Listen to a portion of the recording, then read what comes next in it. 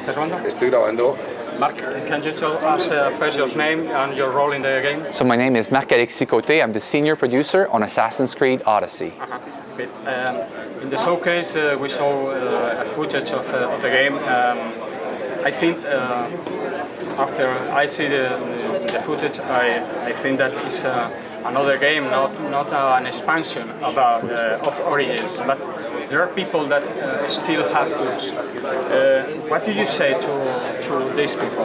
Well, we've been working on Assassin's Creed Odyssey for the last 3 years, but the story of Odyssey started way before that. I had the chance to be creative director on Assassin's Creed Syndicate, and I remember having discussions with the Origins team way back then as we were planning this transition to a full RPG game in 2 steps, starting with Origins and then ending with Odyssey.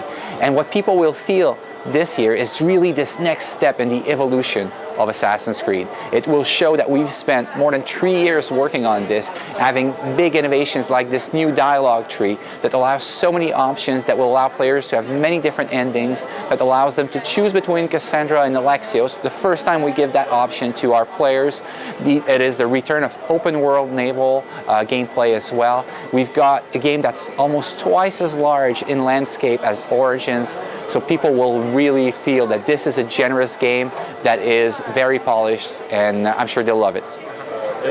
Did you make some kind of research in the preference of the people in order to use this era, the Greece era, before the Egyptian era? Absolutely, and one of the things that we do is we work with historians. We've hired new historians that are specialized as well in this era. We went to Greece to visit as well, to make sure that we capture the essence of the atmosphere that we can find in Greece, even if we're going 2,000 years back.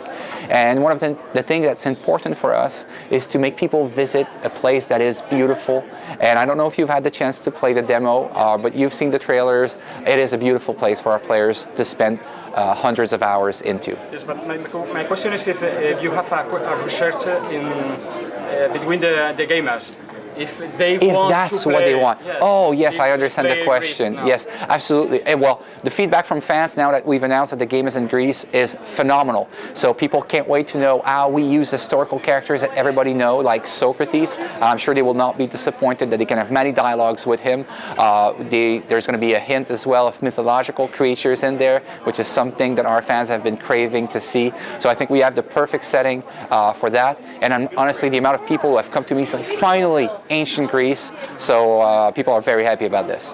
You talked before about the decisions that you must do in the dialogues. Yes. But these decisions can change the history. I agree with you.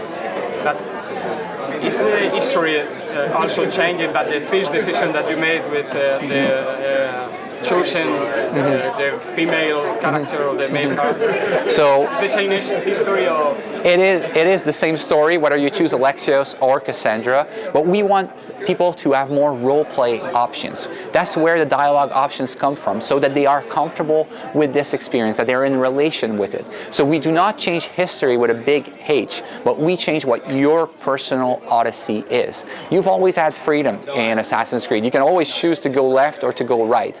And we've tweaked the animus to be able to allow these kind of changes that we've made. And players will find as they discover the game, as they discover the additions to the present day as well, that we've made it fit perfectly with the history of this franchise. And the character that you choose is your character all the game. You don't change the character because you make Syndicate. Also. Yes, you can exactly. play with he or she. Yeah. But it was not your choice. Exactly. So in Syndicate, we had Jacob and Evie, who were siblings. In this case, it's completely different in the sense that you make this decision from the start and you stay with it throughout the game. But I can give you an example. What this changes, I think, is the relationship that you as a player have with the game. When I play with Cassandra or Alexios, I strangely make very, very different decisions. I do not play the same, I don't specialize the same, and I think how you project yourself into this experience will change depending on which character you choose. Which was the biggest challenge to reconstruct the ancient Greece? Well, I think since we need to I'll give you an example. When we were building London in Syndicate, it was actually the birth of photography as well. So it was the most documented setting we had ever done in an Assassin's Creed. Now we are going, it's the same theme and going back to the less documented setting ever. But we can, what I love about this is that we can read the recountings of historians of the era, because it was also the birth of this science. And we went through the books and it's like, oh, how big was that statue? And then it was, they kept saying they didn't have any measurements for those statues most of the time, but trying to recreate it in a way that was authentic required a lot of research. And about this authentic, do you still want that the people learn history with your games? Absolutely, and I think because of all these, one of the biggest changes that we've made and that you've alluded to are the dialogues. But this new system that we have built allows us to have more storytelling and more history with a big H than ever before. We've got more than 30 hours of narrative content, and a lot of that content turns around history and historical characters. So they will learn more in this game than in previous entries in the franchise, for sure. Can you talk a little bit about the conquest battles? Because I saw the footage and it's awesome. So thank you very much. So the conquest battles are 150 versus 150 people on the battlefield. You are one of the heroes on that battlefield, and you can try to change the tide of this battle. These happen everywhere in the game. In fact, the game is set during the Peloponnesian War between Athens and Sparta, and Greece was split in a bunch of city-states back then. And the states would fight one another, and in the game we reproduce that, and the end of this loop is the conquest battle. So as a player, you can go and try to influence the tide of war between Sparta and Athens, and this is where you will find, if you win, the best rewards in the game. And the last question, you're working on this franchise almost in 3 titles, I don't know if more. How do you see the evolution of the franchise? The way I see the evolution of the franchise, I think Odyssey is the kind of the end of one of this transformation into an RPG.